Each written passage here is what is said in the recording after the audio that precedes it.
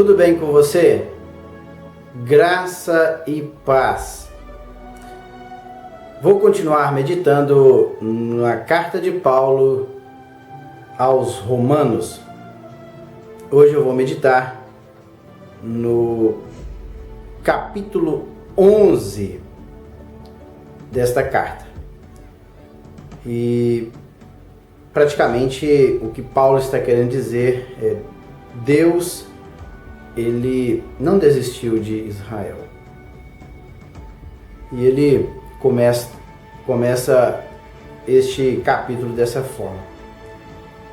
Pergunto, pois, acaso Deus rejeitou o seu povo? Ele responde: de maneira nenhuma, de modo algum. Ele fala assim: olha, eu, Paulo, sou o quê? Um israelita, descendente de Abraão, da tribo de Benjamim. Deus não rejeitou o seu povo, o qual de antemão conheceu. Ou vocês não sabem como Elias clamou a Deus contra Israel, conforme diz a Escritura? Senhor, mataram os teus profetas, derrubaram os teus altares. Sou o único que sobrou e agora estão procurando matar-me. E qual foi a resposta divina? Reservei para mim 7.000 homens que não se dobraram os joelhos diante de Baal. Assim, hoje também há um remanescente escolhido pela graça. E se é pela graça, já não é mais pelas obras. Se fosse, a graça já não seria graça. Então, se eu faço algo e recebo em troca, então não é graça. Eu estou recebendo por aquilo que eu mereço. Mas quando eu não faço nada e recebo, sim, é graça, é favor imerecido. Eu não fiz nada e alguém me deu algo. Mas Paulo, nesse capítulo aqui, ele começa, olha, será que então, diante de tudo isso que foi falado no capítulo 10, com relação à rejeição de Israel, e agora a entrada de um novo povo no processo, na seleção daqueles que vão ser salvos, no caso o povo gentil, então será que Deus rejeitou o povo de Israel? Aí Paulo diz, olha, de maneira nenhuma. Não foram todos os israelitas que rejeitaram o Messias. Sempre teve um remanescente, teve um grupo seleto de pessoas que estavam ali firmes, procurando obedecer a Deus, procurando amar a Deus. Vocês podem ver que quando Jesus nasceu, tinha José, tinha Maria, a própria família que Jesus nasceu era uma família piedosa. Tinha Zacarias, tinha Ana, tinha Simeão. Então, tinham pessoas que eram dedicadas a Deus. Sempre Deus tem um remanescente. Ele sempre tem um povo. E Paulo diz assim, olha, eu fui alcançado pela graça do Senhor. Claro que no princípio eu procurava agradar a Deus fazendo obras. Eu era um homem zeloso pela lei. Eu achava que estava fazendo a coisa correta ao perseguir os cristãos. Mas Deus alcançou-me com a sua misericórdia.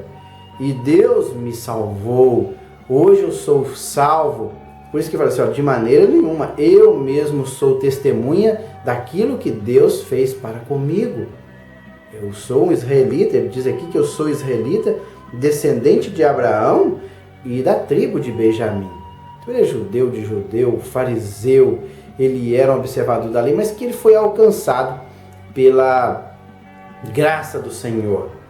Então ele diz, olha, Deus não rejeitou o seu povo.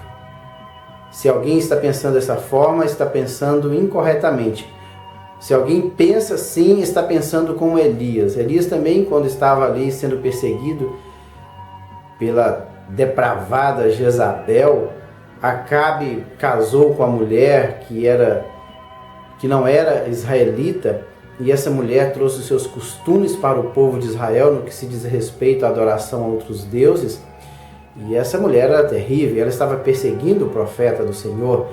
E nesta fuga de Elias, ele chegou à conclusão que não existia ninguém mais ali em Israel que fossem fiéis a Deus. Ele falou assim: olha, Senhor, mataram todos os teus profetas, não tem mais ninguém, somente eu sou o único, Senhor, que sobrou no meio deste povo todo. E qual foi a resposta de Deus? Ô Elias, você está enganado, rapaz.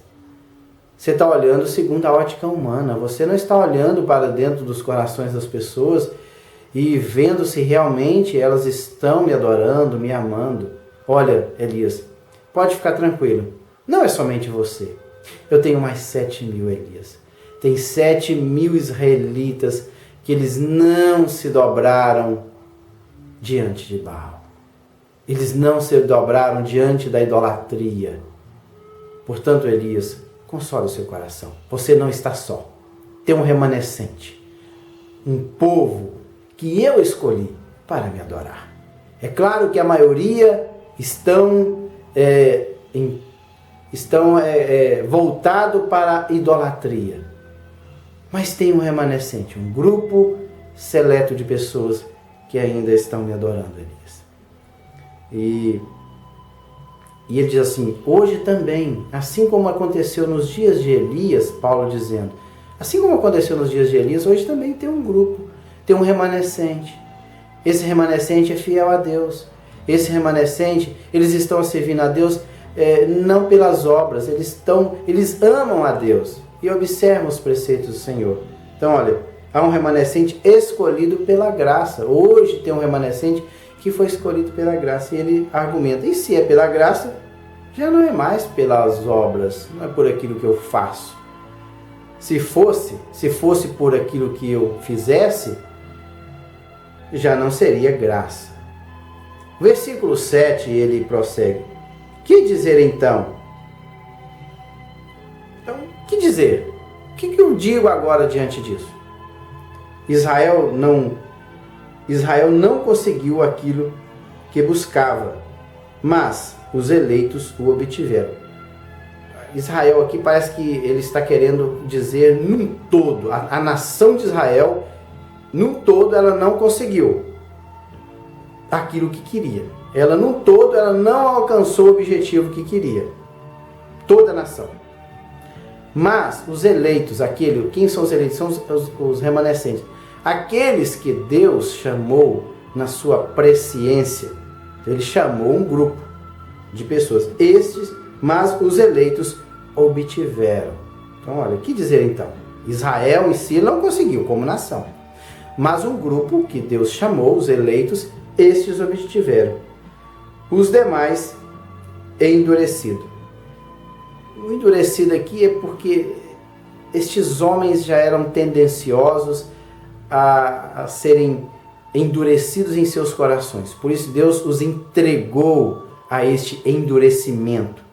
Deus, sendo onisciente, conhecedor de todas as coisas, ele, conhecendo a predisposição desse coração endurecido, Deus o quê?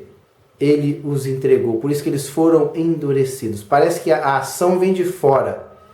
Mas a ação vem de fora no que se diz respeito à permissão desse endurecimento. Como está escrito. Aqui ele vai usar profeta Isaías. Ele diz assim: Deus lhes deu um espírito de atordoamento.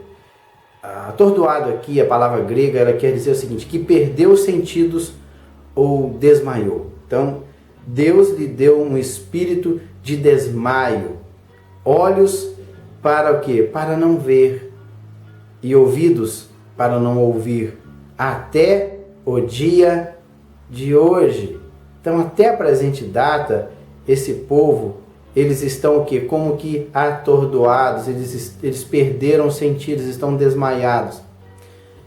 E Davi diz também, no Salmo 69, aqui a partir do versículo 9, e Davi diz que a mesa deles se transforme se transforme em laço e armadilha, pedra de tropeço e retribuição para eles. Escureçam-se-lhe os olhos, seus olhos, para que não consigam ver, e suas costas fiquem encurvadas para sempre. Mais profecias aqui a respeito do povo de Israel, que os seus olhos seriam escurecidos, que eles não veriam a verdade, que eles seriam curvados, em vez de olhar para cima, eles olhariam para baixo, que a mesa deles se transformasse o quê? Em armadilha. E no versículo 11, Paulo continua: novamente pergunto, acaso tropeçaram para que ficassem caídos? O povo de Israel, quando eles tropeçaram e caíram, eram para que eles continuassem a ficarem caídos no chão? Paulo responde: de maneira nenhuma. Não é isso que vocês estão pensando. Ao contrário, pelo contrário, por causa da transgressão deles, por causa da rebelião, da transgressão, da rebeldia do povo de Israel, diz aqui, por causa da transgressão deles, veio salvação para quem? Para os gentios, para nós que somos gentios. Por causa do endurecimento, Deus permitiu esse endurecimento por parte do povo de Israel para que abrisse uma porta de salvação para nós que somos gentios. Se o povo de Israel tivesse abraçado a Cristo, tivesse abrido seus corações para Cristo, talvez hoje nós não teríamos esta graça maravilhosa que é a salvação. Mas Deus, no seu conhecimento, na sua soberania eterna, Deus permitiu tudo isso, que tudo isso acontecesse por parte dos judeus, para que hoje nós gentios alcançássemos a salvação. Mas, para os gentios, para provocar ciúme em Israel. Tudo isso que a transgressão deles veio, através da transgressão do povo de Israel, veio que salvação para os gentios, para provocar ciúmes. Ciúmes aqui é ter zelo, ou mais no sentido de ter interesse. Quando os gentios passaram a ter interesse pelo Evangelho, eles foram mais zelosos no que se diz respeito ao interesse pelo Evangelho. Então eles passaram a ter mais interesse pelo Evangelho de Cristo. E o 12 diz assim: mas se a transgressão deles significa riqueza para o mundo, então se a transgressão do povo de Israel significou essa riqueza tão maravilhosa para o mundo, e o seu fracasso riqueza para os gentios, quanto mais significa a sua plenitude. Plenitude que é a completude por parte do povo judeu. Então, se pelo fato de eles terem sido desobedientes, essa riqueza da salvação veio para nós, para o mundo todo e também para os gentios, todos os povos foram inclusos, quanto mais será na sua plenitude, quanto os judeus alcançarem também a salvação. Será muito maior. E agora o 13, ele começa a falar para os gentios: estou falando a vocês, gentios, visto que sou apóstolo para os gentios. Olha, estou falando para vocês, apesar de que eu não sou um gentil, eu sou um israelita, mas eu fui constituído que apóstolo para os gentios. Então, visto que sou apóstolo dos gentios, exalto o meu ministério na esperança de que de alguma forma possa provocar ciúme em meu próprio povo e salvar alguns deles. Pois se a rejeição deles é a reconciliação do mundo, o que será a sua aceitação, senão vida dentre os mortos? E Paulo diz: eu próprio, Paulo, um israelita, eu estou fazendo algo que está provocando ciúmes no meu próprio povo. O fato é que Paulo, quando chegou em Jerusalém, quando ele falou algo sobre os gentios, eles imediatamente alvoroçaram, pegaram Paulo, quase que mataram Paulo em plena Jerusalém. Se não fossem os soldados romanos, Paulo tinha sido estrangulado ali pela multidão. Tudo porque ele fez menção da palavra, porque ele fez menção de gentios. Ele entrou em Jerusalém com um homem gentil, eles deduziram que Paulo tinha entrado com esse gentil nas dependências do templo. assim, né, causando impureza no templo. Depois ele começou a falar, e quando ele citou a palavra gentil, o povo alvoroçou. Então foi um caos, justamente por causa dos gentios. Então Paulo disse, olha, eu sou testemunha de que eu fui um cidadão que provoquei ciúmes no povo de Israel através dos gentios. Se é santa a parte da massa que é oferecida como primeiros frutos, toda a massa o é. Se a raiz é santa, os ramos também serão. Então, nos próximos versículos aqui, Paulo ele vai falar da raiz que é santa. Então, essa raiz aqui está mais apontando para a raiz que deu origem. Raiz é a parte da planta que sustenta tudo isso.